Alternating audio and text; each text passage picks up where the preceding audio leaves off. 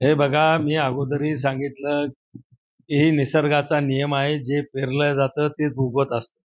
निश्चितच उभाटा गटाच्या कार्यकर्त्यांनी राज ठाकरे साहेबांच्या गाडीवर सुपाऱ्या फेकल्यात आणि म्हणून या ठिकाणी ठाण्यामध्ये मनसेचे कार्यकर्ते आक्रमक झाले आणि त्याचं प्रत्युत्तर म्हणून त्यांनी सुद्धा उद्धव ठाकरे साहेबांच्या ताफ्यावर बांगड्या असतील, शेण असेल, जे काय असेल ते फेकून जशाला तसं उत्तर देण्याचा त्यांनी प्रयत्न केलेला आहे. हे बघा, उद्धव ठाकरे असतील, संजय राऊत असतील, ज्यावेळेस आपल्या महाराष्ट्राचे मुख्यमंत्री सन्माननीय एकनाथराव शिंदे साहेब, उपमुख्यमंत्री फडणवीस साहेब, अजितदादा दिल्लीला महाराष्ट्राच्या विकासासाठी निधी आणण्यासाठी जातात, योजना आणण्यासाठी जातात आणि आदरणीय नरेंद्र मोदी साहेब असतील, अमित शहाजी असतील, त्यांनी सुद्धा मागच्या 2 वर्षामध्ये हजारो कोटी रुपयाचा निधी या महाराष्ट्राच्या विकासासाठी दिलेला आहे. तरी सुद्धा त्यांच्यावर हे त्यांना पाय चाटण्यासाठी जातात, पाय धरण्यासाठी जातात, अशा प्रकारचे आरोप करतात.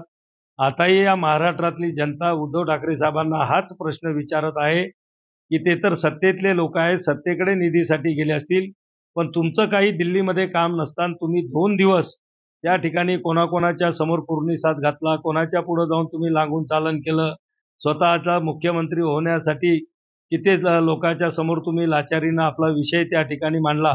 हा प्रश्न माझ्या नाही तर महाराष्ट्रातल्या तमाम स्वाभिमानी जनतेच्या मनामध्ये त्या ठिकाणी आलेला आहे. खरं म्हणजे ते स्वतःला बाळासाहेबांचे राजकीय वारस मानतात. ते त्या ठिकाणी त्यांचे वारस आहेत, पुत्र आहेत.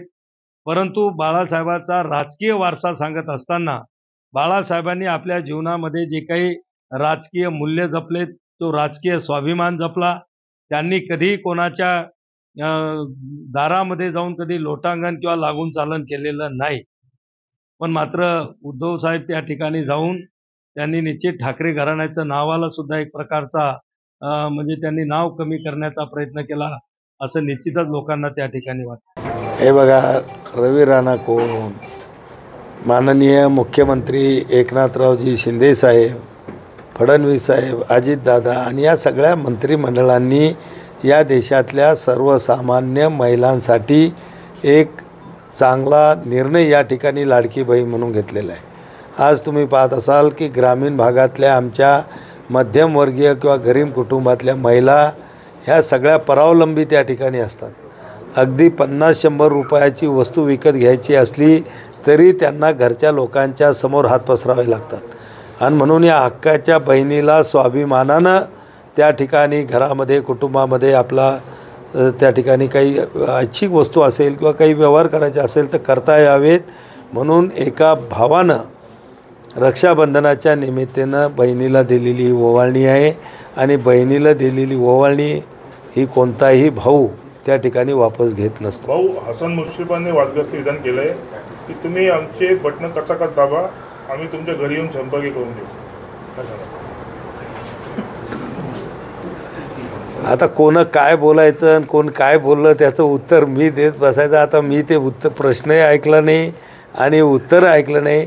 पण हा एवढं मात्र खरी आहे की सगळ्या राजकीय पक्षाचे नेते असतील, पदाधिकारी असतील, उमेदवार असतील, हे लोकांना मतं मागतच असतात आणि आम्हाला मतं दिली तर आम्ही तुमची सगळी कामं करू अशा प्रकारचे आश्वासनं देतच असतात.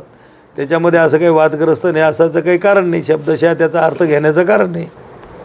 हे बघा, बुलढाणा जिल्हा जवळपास 1990 जर आपण पाहिलं तरी हा भाजप शिवसेना महायुतीचा बालेकिल्ला राहिलेला आहे आणि तो आजही अभेद्य राहिलेला आहे. चौथ्यांदा या ठिकाणी खासदारसुद्धा महायुतीचा जिथे निवडून आलेला आहे आणि जिल्ह्यामध्ये सुद्धा 7 पैकी 6 आमदार हे महायुतीचे आहेत. त्यामुळं निश्चित ते लोक या ठिकाणी आपल्याला काही संधी मिळते का, आपल्याला कार्यकर्ते सापडतात का आणि म्हणून ते प्रयत्न करत असतील. पण असे कित्येकदा हे लोक आले, जिल्ह्यातून गेलेत, पण हा महायुतीचा बालेकिल्ला होता आणि पुढच्या काळात सुद्धा राहील. शिवसेनेमध्ये बंड पुकारल्यानंतर एक खासदार आणि 2 आमदार जे आहेत हे एकनाथ शिंदे यांच्याकडे गेले, त्यामुळे इकडे जास्त लक्ष आहे असं वाटतं. महाविकास आघाडीचं जास्त लक्ष आहे असं वाटतं या ठिकाणी. अरे महाविकास आघाडीमध्ये पहिले त्यांच्यातल्या त्यांच्यात आपसात तरी मिळ आहे का? अजून त्यांच्यातच किती भांडणं लागणार आहेत. ते आमचं महायुती आमची एक संघ आहेत आणि या जिल्ह्यामध्ये पुढच्या काळामध्ये सुद्धा महायुतीचे सगळ्या जागा निवडून येतील।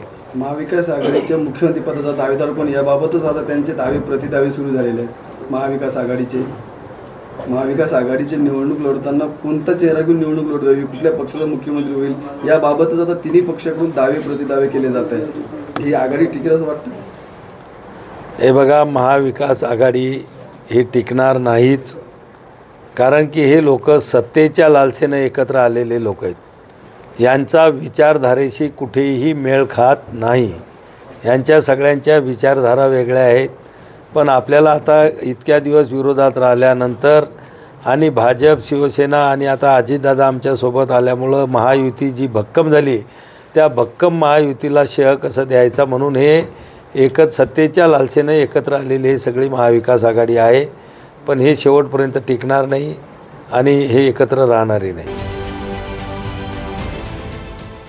देश विदेशातील प्रत्येक घडामोडींचे लाईव्ह अपडेट मिळवण्यासाठी आता साम टीव्हीच्या सर्व सोशल मीडिया प्लॅटफॉर्मला लाईक, फॉलो आणि सबस्क्राईब करा। तसंच सर्व नोटिफिकेशनसाठी बेल आयकॉन प्रेस करायला विसरू नका।